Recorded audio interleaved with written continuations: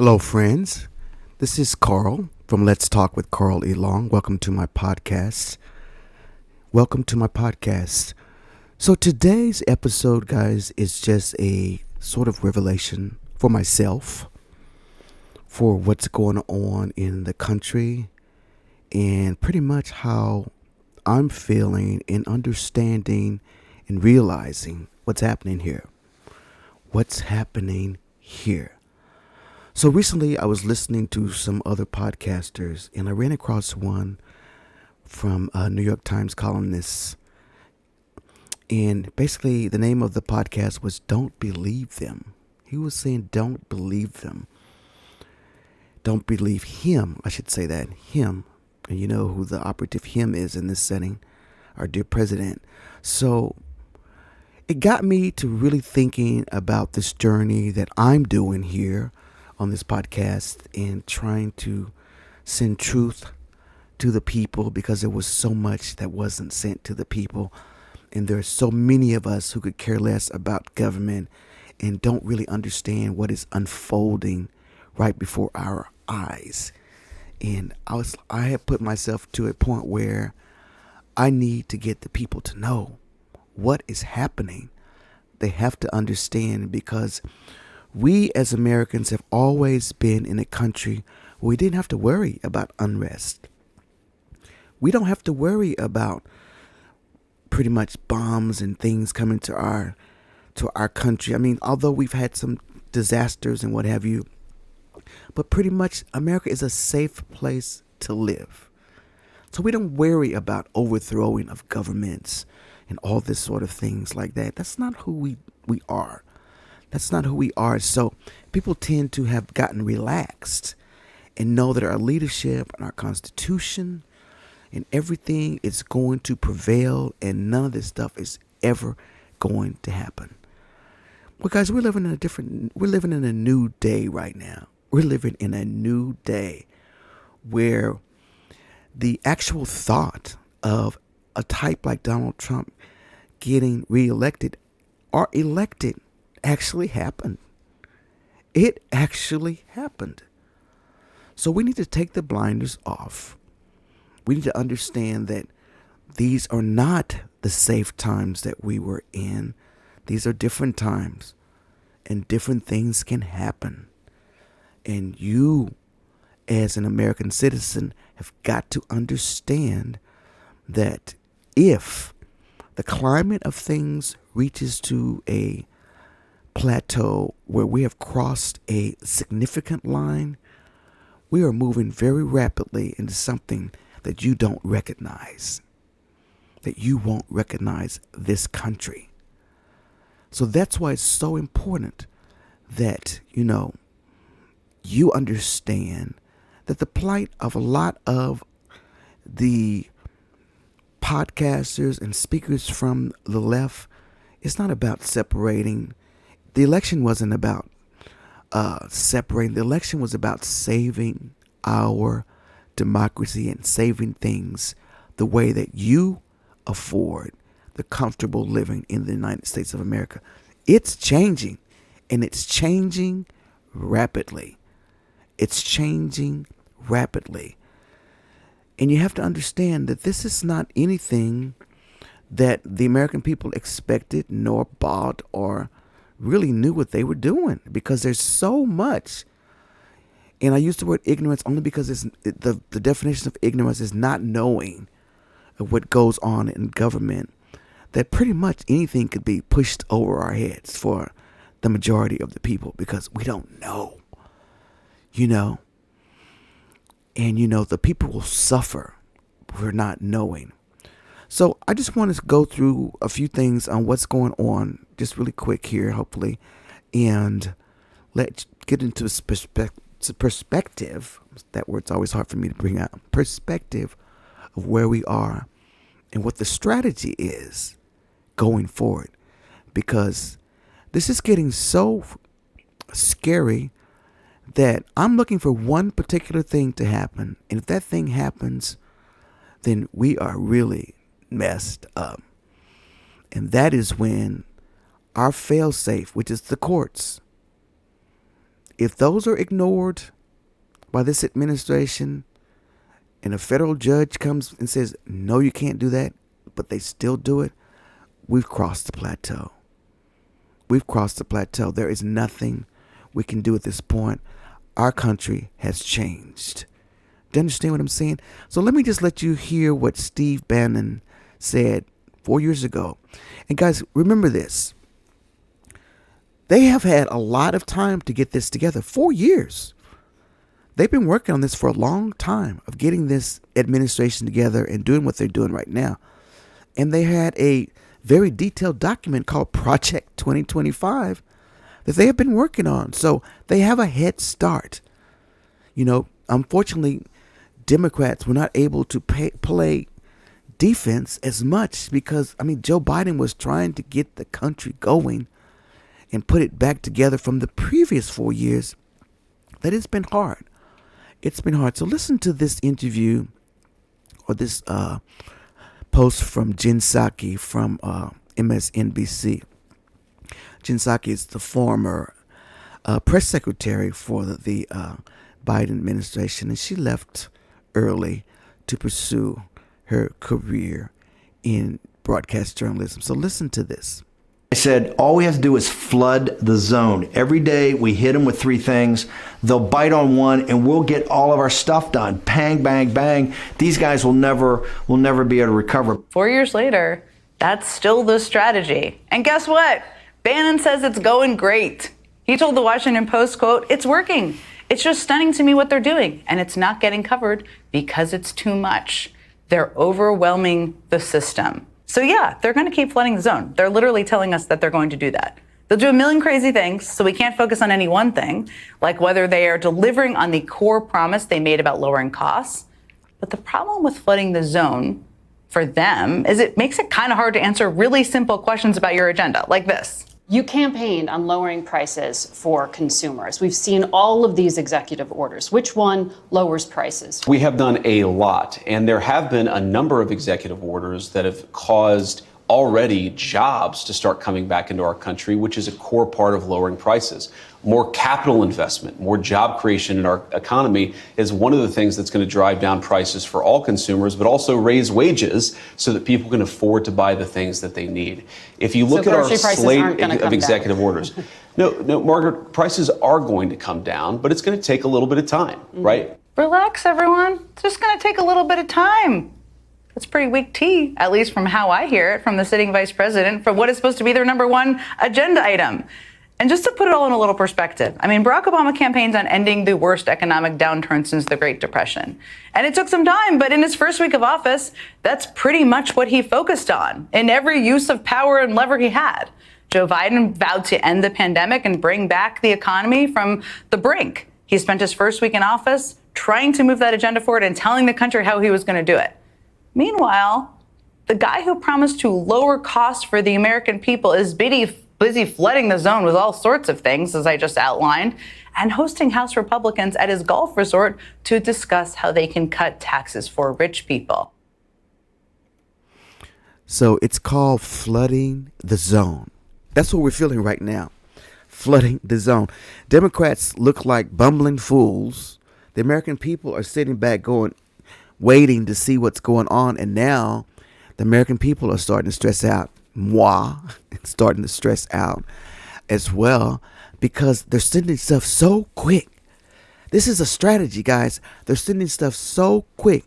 Number one, the midterms are coming up. They want all this stuff flooded and started and going that the media can't keep up, Democrats can't keep up, the judges can't keep up. So they're just flooding us. And if I were to define it, a flooding zone is a political strategy where an administration pushes numerous executive orders, agency rules, and policies changing rapidly, right? It overwhelms the opposition, right? The media and the legal system. So that is the strategy. And you saw in the interview where she was asking questions to Vice President J.D. Vance. I said his title. I can't believe it. I've accepted it, I guess. And he said that it's going to take time. they couldn't answer a lot of the questions because it's going so fast that even they, who to me are not as smart as I think they are, because Republicans don't govern well at all, they can't even answer the questions. They don't even know what's happening. So they're pushing all this stuff out there, and we'll fix what we can, and we'll do what we need to do. We'll pull back. And that's the strategy. So don't believe them. Just don't believe them. We still have it. We still have a fail-safe. So why is it happening now? Timing before the elections. Yes, right. And then the attempt to solidify policies before the courts of future administrations can reverse them. Y'all know that executive orders, if they're good executive orders, another president can come in and say, we're going to leave that in place because it's working. So until another president comes in and gets rid of it, or Congress decides it's no good or whatever, that executive order will stay in place. But that's what Trump is doing. He's signing that pen just as fast as he can. And I mean, it is crazy. Yeah. So there's a breakdown of key policy changes. It just is.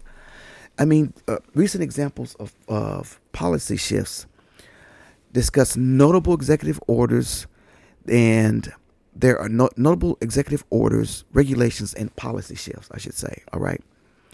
So a lot of them are happening in the Department of Justice, the EPA, the Health Human Services. They are going after everything. Yes, so quickly that we can't keep up. And is it going to have an impact on American lives? Yes. We don't feel it. Yes, it's only been like, 2.5 weeks since Trump has taken office. So there's going to be, you're going to feel some things. All this stuff is not going to affect everybody. It's going to affect the American people because these are things that have been in place for many, many years. So are we going to feel something? Are we going to get anything out of this? I don't know, because this is such a power struggle of things and setting up the top billionaires and the big tech people in this country. So it's like, where are we on this totem pole? Where is the American people? So how are these changes going to affect healthcare, immigration, environmental policies, and civil rights? We don't know, because they're doing stuff so quickly. It's going to take some time to see what is going to happen. And I'm talking about, that's what they're telling us. It's going to take some time. All right. So who benefits? Who is harmed?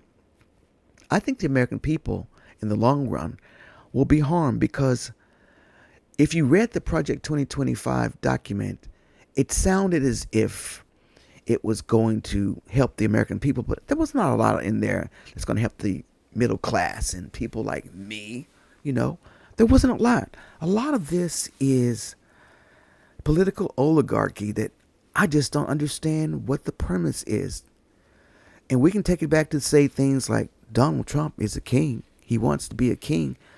But if that thing goes to Congress, where Donald Trump wants to change the Constitution where a president can go a third term, that was gotten rid of after Franklin Roosevelt and all of his terms and some others.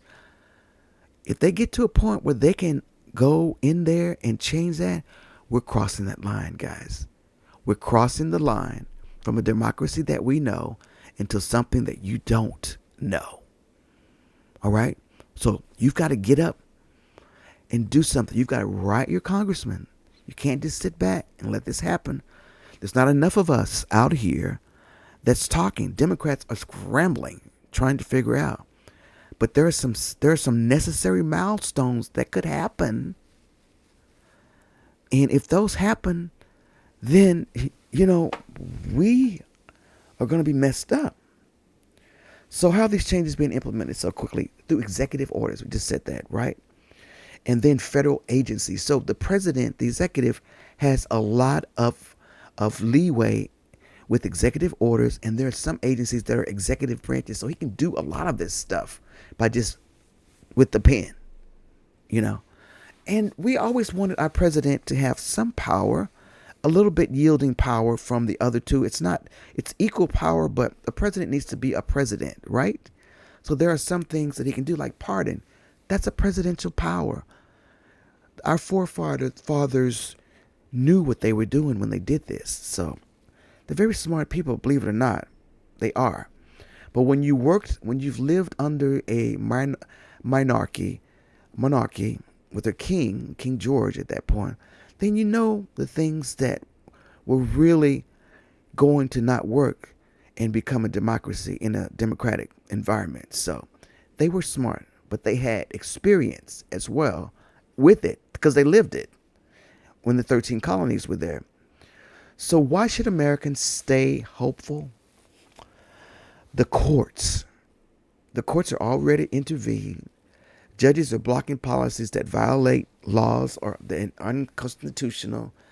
An example, some cases are where courts have ruled against some of these mandates. Heard about some of those where the judge has stopped the birthright citizenship of a couple of judges. And I hope and pray that they continue to do that. But the minute that he crosses that line and don't follow the rules of the courts, then we're in trouble. Now, Trump should never have been writing on the pen an executive order to undo birth. It's in the Constitution. He can't do that. So that was his first strategy, right? He does an executive order, which is unconstitutional because this is a part of the Constitution. If you want to change the Constitution, you have to go through Congress. A law has to be passed.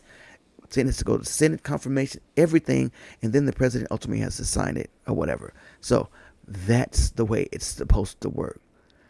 But you see what I'm saying? Flooding the zones. And there are a lot of legal precedents and checks and balances as well. The judicial system is designed to curb executive overreach. If they go too far, the courts can say, hold on, buddy, hold on. No, can't do that. Even though our Supreme Court has made some little changes with the office as far as some things, but the courts can still go, nope. So the role of this grassroots activism is pushing back. The courts can still push back. All right. So what can you do? You can stay informed. Fact-check information. Support legal challenges through donations or advocacy groups. If you hear somebody that's out there doing something, find out about it, read about it, and you contact your representative and you vote in elections to ensure accountability.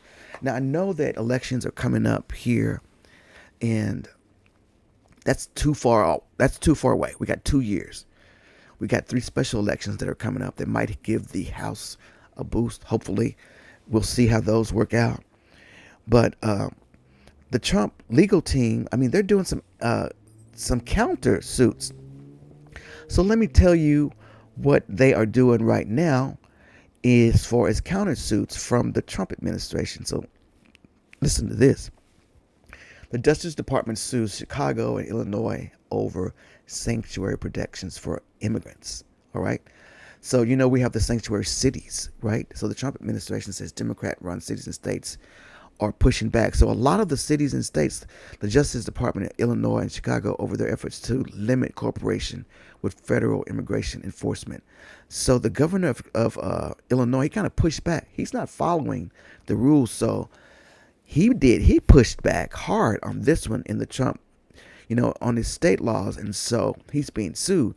The lawsuit filed in federal court in Chicago asked the court to immediately end a number of laws. So Chicago, so there's a fight going on there. So we have the courts that's going to help us with some of this stuff. We do have the courts that's going to help us.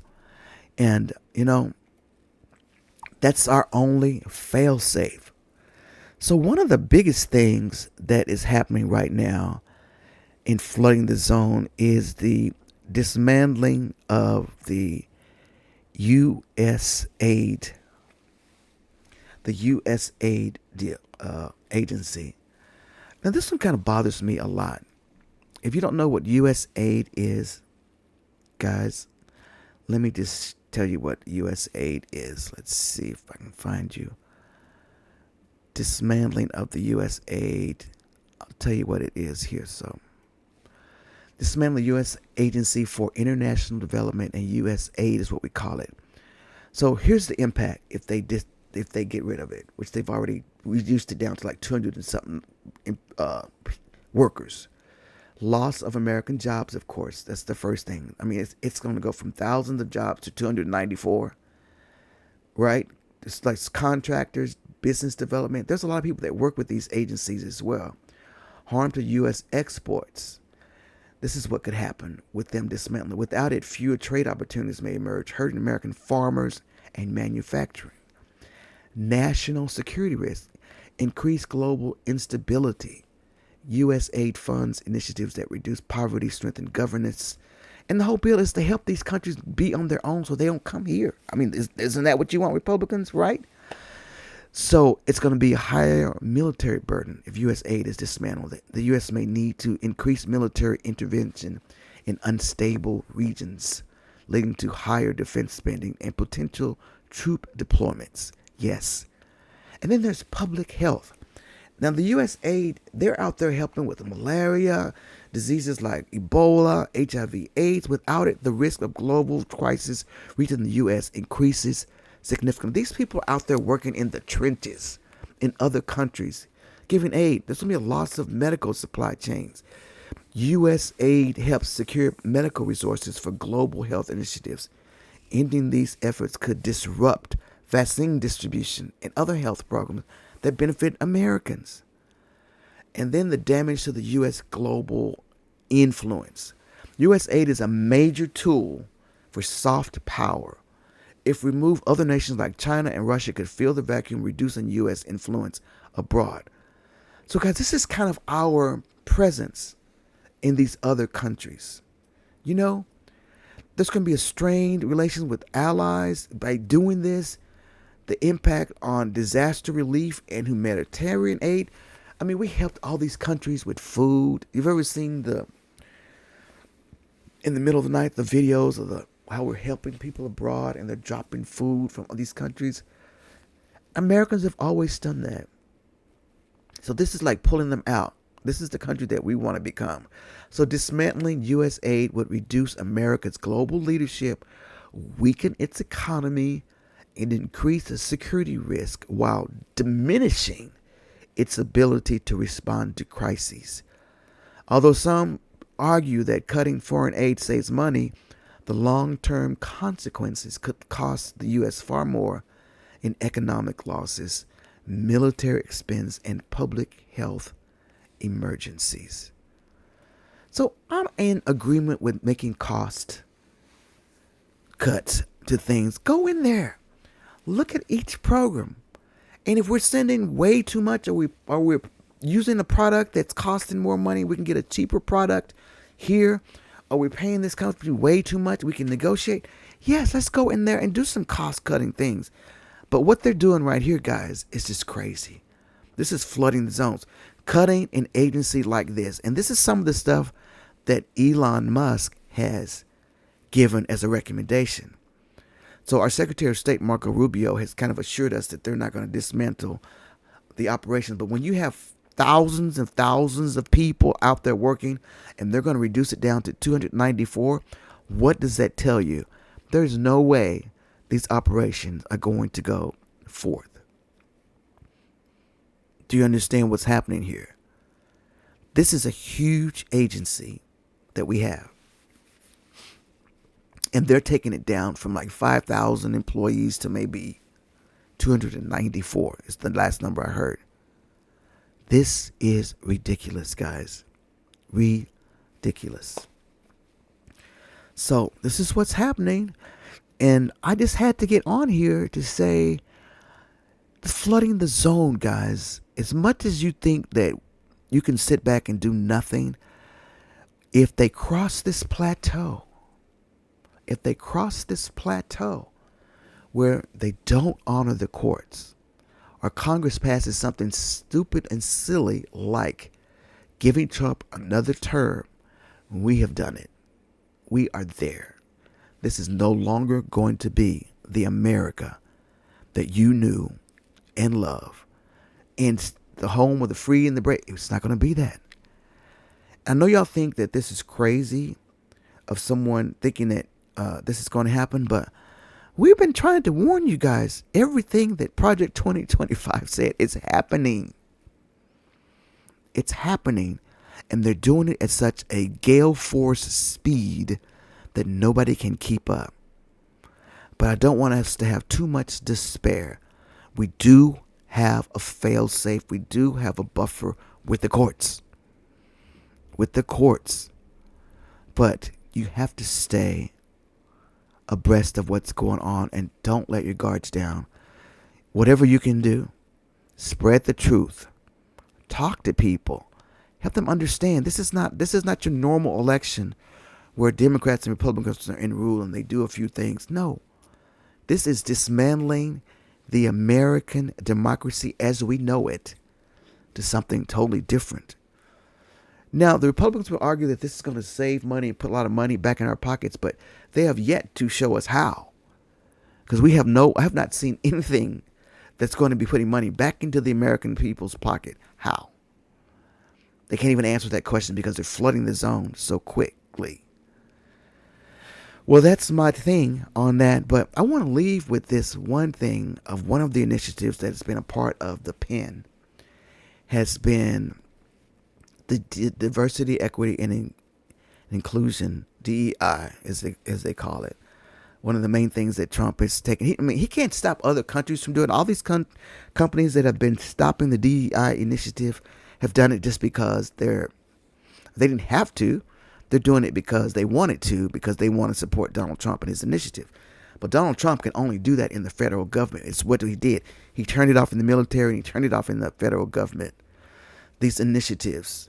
And we're going to have a whole nother discussion on that initiative. But I wanted to show this one interaction from Abby Phillips' Newsnight in America. I like this particular format that she has on CNN because it brings people from both sides together to talk. And what we really need to do, sit down and talk this stuff out.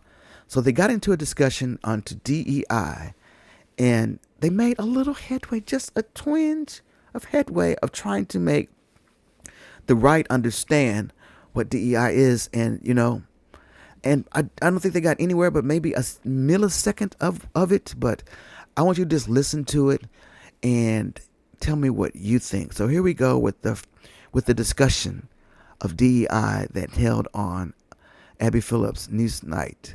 So here we go. Cabinet that has perhaps more Fox hosts than people who you know what makes people them of color. Yes, no, don't do it. Let her finish. And I would just ask Scott, if race is not the issue, then why is DEI mentioned every 5 single seconds. day as a solution to every single problem that faces this Because of how pervasive it is, but do you and think how it's hateful really it is true? to an actual conservative ideological view. But do you think it is true that all of America's ills, from the plane crash to whatever it is, wildfires, due to DEI for real? I think that if you believe in the fundamental principle of America, which is that we guarantee everybody an equal chance, not an equal outcome, but an equal chance, then trying to go around that principle, conservatives don't believe in it. And most people who believe in America don't believe in it, number one. Number two, the concept of not hiring the best person for the job in government or anywhere else has been repeatedly rejected by the American people, the Supreme Court, and everything else. And so what do you mean? So I guess what I'm saying is, like, if that is the case, then people are questioning the actual qualifications of many people Donald Trump hired for jobs. Yeah. So do you think that he actually... Why? Because Elon Musk doesn't even go here. Do you think that he... That's why. This is the question people are asking. This is the question that Ryan Clark just asked. Did Donald Trump, for Health and Human Services, find the person with the best expertise to address this is not a. When it comes to the Department of Defense, did he find the person with the best expertise to address those issues, or did he just find people who he liked? Political appointees have one qualification. They serve at the pleasure of the president because the president believes that person's going to best carry out their agenda. That is the only qualification. And to protect and defend the Constitution. And that is the only. That's the only qualification for a political appointee. Competency doesn't matter. Of course, they're competent. Of course, he believes they're competent. If he didn't believe they were competent, he wouldn't appoint them. I'm not being fair with that. You're not being fair with that response. She asked you a very simple question: yes or no. Look at the appointees. Do you believe DEI had anything to do with those appointees? Do you believe they were qualified? Do you think they would protect and defend the Constitution that represents all of the people of the United States of America? I think Mark Rubio. I think you all have literally no idea how the government works, is what I actually I do. I do. I served in it at a higher level than anyone here. A couple people at this table have served in the government. Yeah, me too. Including for this former president. I just want to say that I think the premise that DEI exists and therefore the people that got the opportunity, perhaps because of DEI, are not qualified is a flawed premise. Correct. And I think that is what is so frustrating about the argument around DEI. We know in this country historically, and even today, there are still injustices in this country based on race, based on gender, based on ideology. Based on who your daddy played golf with. Yes. Okay, that happens every single day. We know that. But it happens every single day all over the planet. That's the what I'm planet Earth. It is human nature. It is human. Every single, and we're the best at it. We're the best at trying to. Donald Trump's our president. Arthur, I guess that's exactly my point. I agree with you. I think that it is true that there have been preferences not for merit since the dawn of time. And that in this country right now, the same people who are going after DEI, which is about giving opportunities to people who have been historically marginalized, are just as willing to hire their friends. Is that what equity means? Okay, I had to stop you right there because he put himself right into that trap. He says it has been the dawn of time. That's the way we do things. Sans why there is DEI, because people are going to do what they've always done, right? They're going to hire their friends. They're going to hire people of the same color. They're going to do all the things. They're not going to do the right thing. So DEI opens that up and gives other people an opportunity. All it says was, hey, instead of looking at this group of people, why don't we do this? Look at this group of people. It just opens their eyes. Nobody's forcing you. It's just that here's a pool of people you can look at. There's no government thing around it. It just says, this is what we're going to do. And so he opened it up when he said it like that. So this is why DEI existed. Let's go on. Giving opportunity or guaranteeing outcomes? It's giving access. Because that's what equity means. It's a difference. There's a difference between equality and equity. No, it's giving access. I just want to answer his question because I think Wouldn't this talent is super. and hard work Scott, give you I think this access? is incredibly important for you to understand and for everybody to understand at home. Okay, this is where I think we go crossways on this issue. You just asked the question: what does equity mean? Does it mean equality or does it mean access to opportunities? And conservatives want to define it a particular way, but you have to acknowledge, I'm asking you to acknowledge that people who believe in DEI do not define it that way. They do not define it as equality. I think they define it as trying to guarantee outcomes, and I think they define it as trying to punish people they don't like. Scott, that's wrong race, wrong Speaking from more of the middle of the country who's not hyper-partisan on this issue, I think that people generally think diversity is a virtue. It makes businesses better. It makes institutions better. But they also don't like when you have companies or organizations that are spending huge amounts of money to stand up DEI office. As an example, Fairfax County Public Schools, $400,000 spent on a DEI. I'm sorry, Alyssa. That's Alyssa Fair Griffin from The View. That's not a good one. People don't care about how much money has been spent on DEI. People are upset, Alyssa Fair Griffin, because they think that people of color are getting preferential treatment. That's what they're upset about. They could care less that you have a DEI department at your job. No, people are not thinking about that. That's not it, Alyssa. Office, but kids are not reading at the levels that they should. They're not advancing at the levels that they should. It's not the issue But were of they diversity. doing that before the office was stood up? Well, no, and probably not. And so I'm not saying the connection. So maybe implementing DEI might actually help people have a better But it's not an argument against DEI. It's how much of our resources are we actually putting? But that's not that's not the way the conversation is being posed in America today. The conversation about DEI and woke and all of that sounds about marginalized Black and brown people who already are threatened seem to be threatened in this community, in this society, and they're not getting the same opportunities. It was the same thing with affirmative action. Went to UCLA. they got rid of affirmative action. Everyone said you got in because of affirmative action. When I graduated, affirmative action didn't take my test. Affirmative action didn't help me get to where I'm at today. It gave me access that I didn't have based on the opportunity that I lacked because of the circumstances I was born into, which had nothing to do with me, but the country in which we live in. And so the reality is— Have you seen the test scores of UCLA Medical, by the way? My point being, Scott, is that everyone doesn't have the same access. People like to hire their friends. They like to hire the people that they like to be around. Do you think they like to hire the best people for the job? But I also think around the idea of diversity— No, Donald Trump hired all of his friends. The issue in this country right now is we live in different realities. That's right. I live in a reality where I know I do not have the same opportunity as you. I know I don't. And you know and that I know too. what, Scott? I got it. And you know that. Let me just tell you about me. I'm gonna let you finish, but I want to answer this. I'm not talking about how you feel. I'm talking about how I feel. Me, a black woman in this country. But not in this city. And I will run. And if you want Look, me I'm a New Yorker, not in this city. You cannot say that. You can't say that in this city. I'm not talking about New York. I'm talking about Ashley right here. I got a law degree, a master's, and 2 bachelors. Probably more education than all of y'all added up together at this table, Fine right? by me. And I have always been the least paid person on payroll at every institution I have worked in. And it's not Even because— in the White House? Even in the White House. Well, whose fault is that? I don't think he worked for George W. or Trump. Well, guess what happened when I was there? DEI. All right, before this next exchange comes, Ashley and Scott Jennings, both of them are regular pundits on the show of Abby Phillips' show, and they become quite friends. The opposites separated, but this is where Scott Jennings, who is probably my most unfavorite, this guy gets under my skin so bad, they had a moment here, and I just wanted to just point that out, that there was a moment made here, so let's just listen to this exchange. It's quite endearing for a change. People are talking, and that's all we need to do is talk. Let's talk about this stuff. And maybe we can get some real change done. Scott. Go ahead, Scott. Look, You're my friend. I respect you tremendously. I think you're probably the smartest operative in the Democratic Party, and they should listen to you more. That's number one. Number two, you and I share a comparable background. We're both from the Midwest. We both come from middle-class families, lower middle-class families maybe. I actually think we share a lot of similarities in our journey. But I think you made it, and you are the most respected voice often at every room or every table you're in, not because of anything other than your talent and your work ethic. And that's all anybody ever is asking for, is for people with talent and work ethic to make it.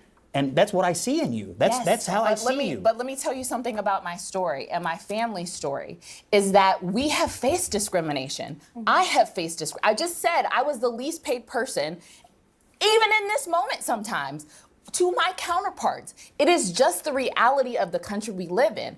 And I'm not saying, I do believe I'm qualified. I know I'm qualified. You won't ever tell me I'm not qualified. But the system that I live in doesn't matter about my qualifications. I don't agree, because when 2025. Oh, come I don't on. think we're there. Come on. You can't deny That's just not true. That's just not true. There is a mountain of evidence that suggests that you are wrong. Okay, let's just Again, take Ashley. I'm a New Yorker, so I'm jaded. I am the Attorney General is a black woman. The mayor's a black man. The head of the Senate is a black man. Okay, New York is a small representation. Well, small. The New United York is not that States small. of America. Politics.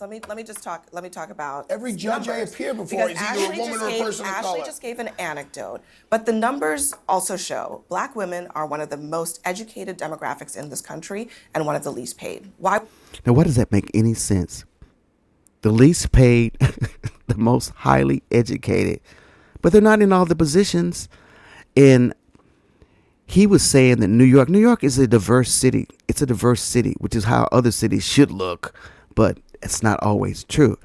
And it's not always in the best positions either. But Abby makes a good point. Let's listen more. Would that make any sense? Why would that make any sense? And don't talk to me about the judges you stand before. Talk to me about the theory. Hold on. Talk to me about the world in which we live in and let's the look at system the that United we live States in. Supreme Court. How could you say we're not going to look at that from the top to the bottom? And I'm talking about the legal system. New York is a more that I live in. progressive. And we just got a black woman. Hold up. Let me. We just got a black woman on the Okay, but you had a black man from the 70s. You brought up the Supreme Court. Or the 60s. One. Did you know, Arthur, that there are Hold on. Hold on. What percentage of it does it represent the United States of America? Why does it matter? matter. Why So we is it got to so go by hard, guys, numbers. one at a Why, time. why is it so hard we gotta- for we you can to only have acknowledge two. what she just said? can Why is only it have so hard? Why is it just 30% one? of justice. Why is there only one Italian American? No, but why is Why? it so hard for you to acknowledge what she just said about I- black I women didn't- being the most educated I and did the most acknowledge it. I said underpaid? that's And not you- my experience. Okay, If that but was we're the case, because we you're would have not a more black black women on the woman. No, I'm a New Yorker, and But that's New not York the way is it not is in New representative York. of the rest You're of America. correct. That's You also are what's correct. It's also the important. most diversity in the country. Well, that's exactly. Like, So of why course wouldn't there's it more be? I think it's a representation little in more women. representative. And Scott, I think if you really see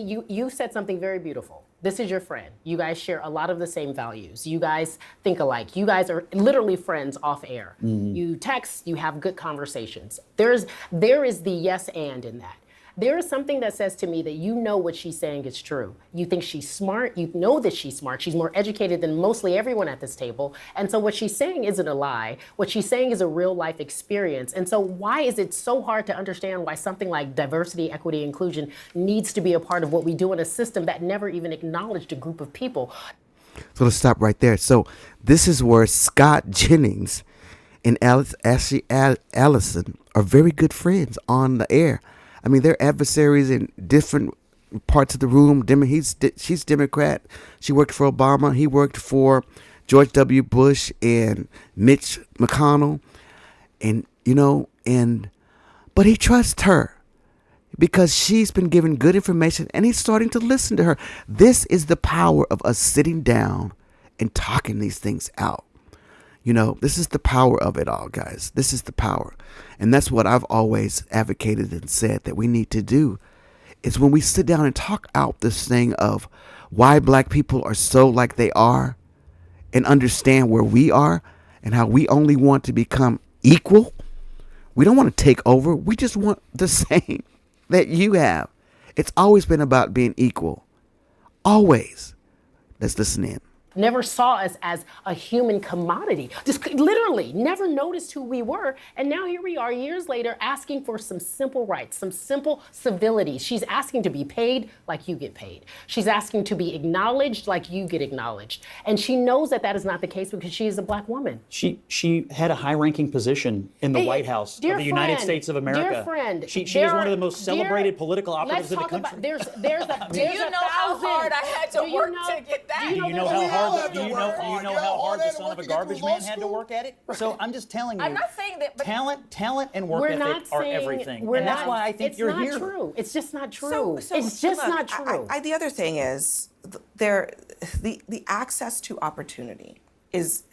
I know you don't want to think that that is true, but access to opportunity is And what that's the word. DEI is supposed to address. And not just when it comes to race, although race is important, but when it comes to women, when it comes to people with disabilities, That's right, when it Brian. comes to people from different socioeconomic brackets, from rural parts of the country. I think that's and the other- biggest issue. There's different socioeconomic brackets So now more we're than trying race to and gender. say, now we're trying to say that everything is equal just because I say it is, even though all the Who evidence. said everything's equal? That's it right there. That's what I'm always saying. Everything is equal right now. Black people, be quiet. It's equal. Just like that. Just like after we've had separate but equal, or we couldn't go to this school, we couldn't do this, we couldn't buy a house. Everything is equal now. It is equal. And it is. But are the minds and the actions there? No. A lot of things have stopped. And you know why they stopped? Not because the people did it, because laws were put in place that did it. It was laws. It wasn't the people. It was mainly the laws. So that's why when you take a law away from anything that's helping black people, we're out there again, hoping people are going to do the right thing. And most of the time, I'll say this, they will. And that's my being hopeful.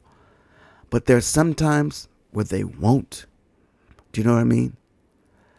And I don't know what the ratio of that is of the people that will. Thank God we have some people here that have conscience and believe in people doing the right thing. But you still got a lot of bad apples out here, guys. We just do. Let's finish this. Well, that's literally, we're already living in a meritocratic society is what Scott and his colleagues want to say, when that's actually factually not true. Do you not think everything is equal? But I think it's generally, true. So I think it'll seek its own level. I don't think the government should be telling us to seek its own level. But you literally earlier just said DEI is not about the government. Y'all are talking to private companies Yes. and telling them you can't do operate it. It's about both. the way you want to But operate. Arthur, you literally just said, I don't think it will seek itself out, because you literally just said human nature. That's how we operate. That's right. Sometimes, Yes, which is why the civil rights movement was so I think it's more important. socioeconomic than it is. This is why, like, when they racial. talk about like canceling the Department of Education, why they talk about the federal government. The reason why the federal government was so important, particularly for Black people to seek justice in this country, is because it was the one bastion of hope that people had when states took control and they had discriminatory practice laws. Okay, but the that was a long Supreme time Court. ago. What? How long ago? Tell me how long ago was that? That was a long How time long ago was that? We gotta go. We gotta go, but it was not that long ago. I know. Yeah. All right, so that was a great discussion. I love Abby Phillips' show.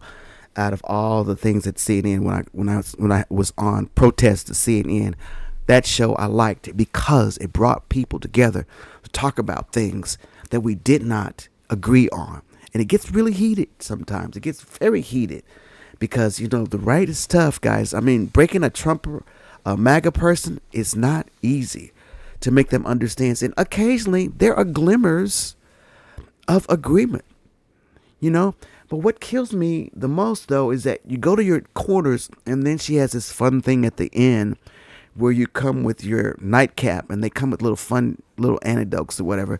Then everybody's like back in their corners and they're nice again. It's just weird. But it tells me that there's hope for us to understand one another and get this thing right. So just to summarize this entire podcast, guys, Trump and his administration are flooding the zone. They're flooding the zone. They're going to push this stuff out quicker than you can think.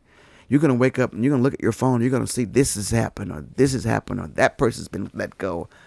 And it's going to drive you crazy. But know and believe that we do have some fail safes. We do. And the Democrats, I know they're looking bumbly right now, but stuff is coming at them so quickly that they're trying their best to mobilize and help get some of this stuff done. But you know what Joe Biden did, guys? Joe Biden, y'all called him out. That's still my boy. Joe is still my boy because he packed that court with judges all over the country. And a lot of them were African-American judges. So these judges are everywhere and they're going to be going, stop, Donnie boy, stop it. You're not going to be able to do that. But I tell you, what we need to look out for, and keep this in your mind, when he crosses these certain plateaus where he totally ignores the law. He's already done it, some in his own trial, like he wouldn't come to subpoenas. He's getting close to not doing it. And when he was going through his own trial, there were certain things he wouldn't do. He was playing with the court, but the courts still can command armed officers to come and get you. Policemen can come and get you based on what the courts say. Do you know what I mean? So the courts have jurisdiction over some things. All right? So let's just make sure that we know and we keep on watch. But once they cross that plateau of some things that our controls are gone in this equal branch of government, then that's when we start to worry. All right.